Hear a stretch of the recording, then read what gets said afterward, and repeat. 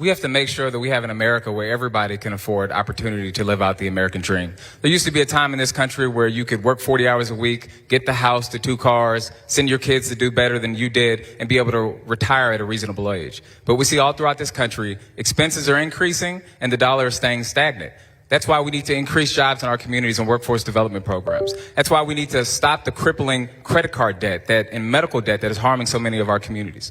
But we already know we can't get anywhere unless we take care of what's going on in the White House. And I think about the legacy of this seat. In the early 1970s, when the late Congresswoman Barbara Jordan stood up at the House Judiciary Committee and gave one of the most compelling political speeches you will ever hear, it was about Richard Nixon and the Watergate scandal. That speech set off a firestorm in this country, and it led to the resignation of the President of the United States. Now, Richard Nixon was corrupt, but he ain't got nothing on Donald Trump.